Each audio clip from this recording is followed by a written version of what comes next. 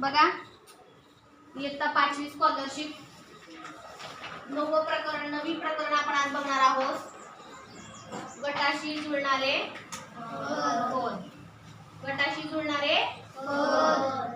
तर या घटकामध्ये 9वे जे प्रकरण आहे गटाशी जुळणारे पद, याच्यामध्ये 3 उपघटक आहेत. काय आहेत? 3 उपघटक आहेत. त्याच्यातला पहिला जो आहे तो आहे शब्द संग्रह, दुसरा आहे आकृत्या आणि तिसरा आहे संख्या. तर बघा गटाशी जुळणारे पद या प्रकरणामध्ये बाळांनो असे काही प्रश्न असतात की त्या दिलेल्या प्रश्नामध्ये सारखेपणा कशा बाबतीत असतो. भाज्यांची नावं, फळांची नावं, फुलांची नावं, व्यक्ती, असं सारखेपणा काहीतरी दिलेला असतो आणि तुम्हाला पर्यायातला त्याच्यामध्ये शब्द घालून द्यायचा असतो. आता उदाहरणार्थ आपण डायरेक्ट उदाहरणच बघूया याच्यावरचं. तर पहिला प्रश्न वाचूया आपण याच्यातला. पुढील प्रत्येक प्रश्नात दिलेल्या पदाच्या गटाशी जुळणारे पद. गेंडा, पहिलं बघा गेंडा. त्याच्यानंतर आहे पर्याय नाही का, प्रश्नामध्ये काय दिले बघू आधी. मांजर, त्याच्यानंतर आहे लांडगा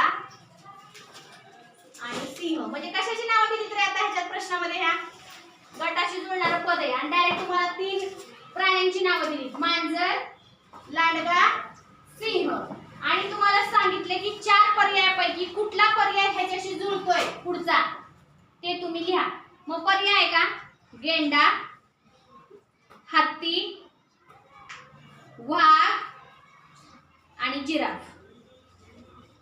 म्हणजे तुम्ही काय आता ह्याच्यामध्ये ह्या तिघांमध्ये तुम्हाला म्हणजे असा काय तुम्ही संदर्भ लावला की तो संदर्भ बरोबर ह्या 4 पर्यायातल्या एका पर्यायाला लागतोय.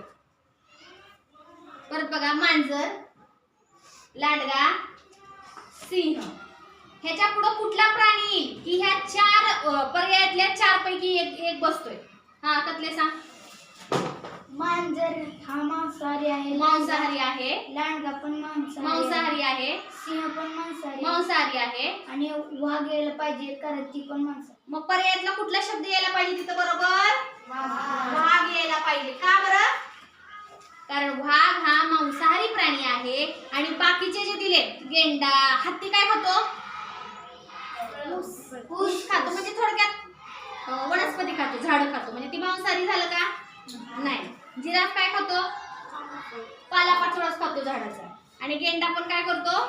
पालापाचोळाच खातो. दुसऱ्या प्राण्यांना ते खात नाहीत. म्हणून काय झालं, वाघ हा काय ह्या गटामध्ये बसतोय बरोबर, मांसाहारीच्या गटामध्ये बरोबर बसतो. कसं शोधायचं कळलं का? गटाशी जुळणारं पद. आता दुसरा प्रश्न पण बघूया याच्यातला. मंदिर, बघा इथे लिहिते मी. मंदिर, देऊळ आणि देवालय. आणि तुम्हाला पर्यायातून सांगितले की चौथा शब्द कुठला बसतोय ते सांगा. पर्याय बसते घंटानाद, राऊळ, गाभारा आणि कळस.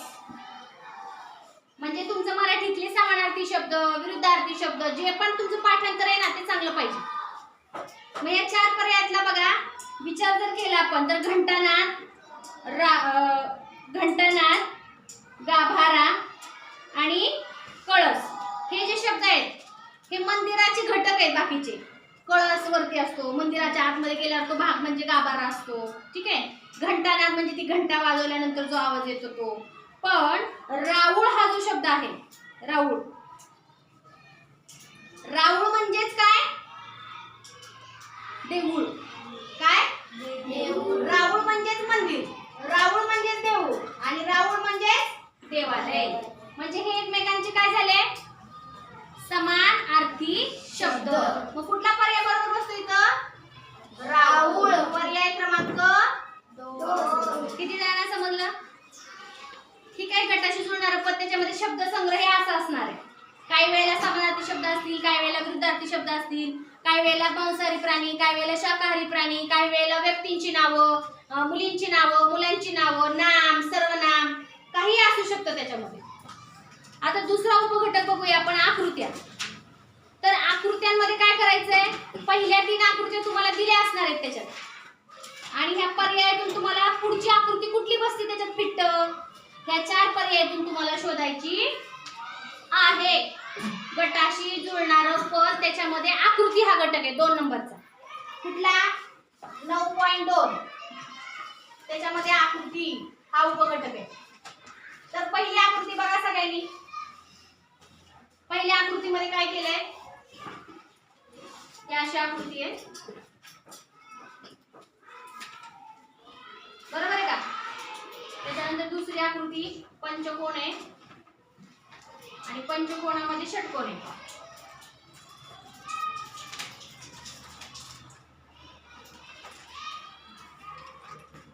आणि उभ्या रेषा आहेत 2 आणि त्याच्यामध्ये त्रिकोण आहे. आणि चौथी आकृती तुम्हाला शोधायची. तर बघा पहिल्या आकृतीचं निरीक्षण करा, दुसऱ्या आकृतीचं निरीक्षण करा, तिसऱ्या आकृतीचं निरीक्षण करा आणि मला सांगा चौथ्या आकृतीचं निरीक्षण करा आणि सांगा की चौथी आकृती मॅडम ही बसती इथं बरोबर. तर ह्याच्यामध्ये बघा गटातील प्रत्येक आकृतीमध्ये आतल्या रचनेमध्ये जेवढ्या रेषा आहेत आतल्या बाजूला किती रेषा आहेत. आता ही पहिली आकृती जर घेतली तुम्ही तर हा जो चौकोन आहे आतल्या बाजूला किती रेषा आहेत त्याच्यात. पण बाहेर किती आहेत 1 2 3 म्हणजे आतमध्ये 4 रेषा आहेत आणि बाहेर किती आहेत 3. आता इथं बाहेर किती आहेत 5 आहेत आणि आतमध्ये किती आहेत 6 आहेत. आतमध्ये जेवढ्या रेषा आहेत त्यापेक्षा एक रेषा बाहेरच्या आकृतीमध्ये कमी आहे बरोबर का. आता बाहेरची रेषा मोजा बरं 1 2 3 4 5 आतमध्ये 6 आहेत आणि बाहेर 5 आहेत. आता इथं आतमध्ये किती आहेत 3 आणि ह्या बाहेर किती आहेत 2. मग अशा आकृती शोधा बाळांनो या 4 पर्यायामध्ये की आतल्या ज्या रेषा आहेत त्याच्यापेक्षा बाहेरच्या रेषा 1 न कमी असणार आहे. नाकातले सांग मॅडम 3 नंबरची करेक्ट आहे. बघा 3 नंबरच्या आकृतीमध्ये बाहेर चौकोन आहे म्हणजे बाहेर किती रेषा आहेत आणि आतमध्ये काय आहेत किती रेषा आहेत मोजा 5 म्हणजे आतल्या रेषेपेक्षा बाहेरची रेषा 1 न कमी किती आहे कमी आहे. तर अशा पद्धतीनं ह्या 3 आकृत्यांचं तुम्ही बारीक निरीक्षण करायचंय आणि पर्यायातून कोणती आकृती त्याच्यामध्ये फिट बसतीये हे तुम्ही निरीक्षणातून ठरवायचं आहे. हे झालं 9.2 आकृत्या. ह्याच्यावरती अशा कितीतरी आकृत्या तुम्ही सोडू शकता. त्यानंतर 9.3 बघा ह्याच्यामध्ये दिलेले आहेत संख्या. काय दिलेले आहेत संख्या. तर बघा संख्या ज्या आहेत 9.3 मध्ये या उपघटकामध्ये प्रश्न कसे असतात. तर पहिलाच प्रश्न आपण बघू याच्यातला 25 123 त्यानंतर 62 त्यानंतर 6 काय आहे 6 62 नंतर आहे 6. तर बघा 25 चा जर आपण विचार केला आणि तुम्हाला काय विचारले की या प्रश्नामध्ये दिलेल्या पदाच्या गटाशी जुळणारं पद म्हणजे ह्याच्याशी जुळणारं 6 च्या नंतर अशी कोणती संख्या येईल पर्यायातली म्हणजे 341 येईल 216 येईल 511 येईल का 218 येईल. हे तुम्हाला पुढची संख्या ह्यांचा विचार करून शोधायची आहे. मग आता 25 चा विचार जर केला आपण तर ह्याच्यामध्ये तुमच्या लक्षात आलं असेल की घनपाठ पाहिजेत वर्गपाठ पाहिजेत आहे की नाही. मग घनाचा जर विचार केला आपण तर 3 चा घन किती होतो 3 चा घन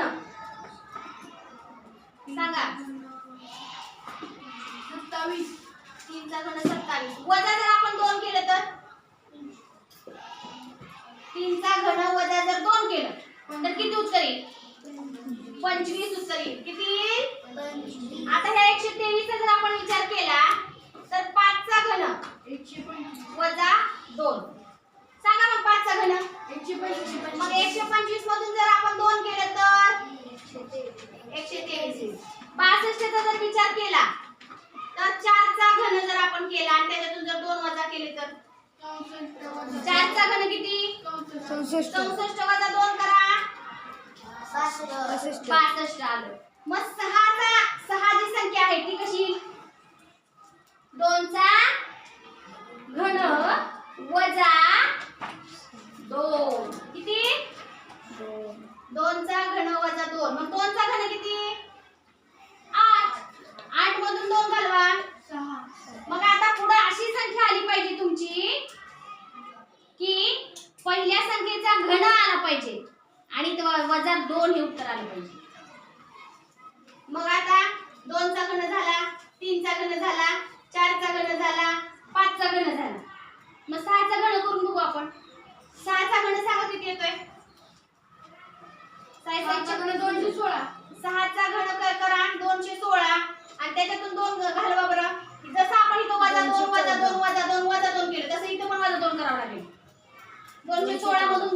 214. पर्याय आहे का रे? नाही. मग पुढचं अजून करू आपण. 7चा घन करून बघू. 7चा घन 343. 7चा घन वजा 2 करून बघू. 7चा घन किती? 343. वजा 2 करा. 341. मग 341 पर्याय आहे का बघा? हो. किती नंबरला आहे? 1. म्हणून पर्याय क्रमांक 1. कसं शोधलं कळलं का? या ठिकाणी काय केलं आपण? घन केला आणि त्या घनामधून वजा 2 केले. घन केला त्याच्यातून वजा 2 केले. घन केला त्याच्यातून वजा 2 केले. आणि गटाशी जुळणारी योग्य संख्या आपण शोधून काढली. किती जणांना समजलं? तुम्हाला पण असं शोधता येईल का? घ्या लिहून.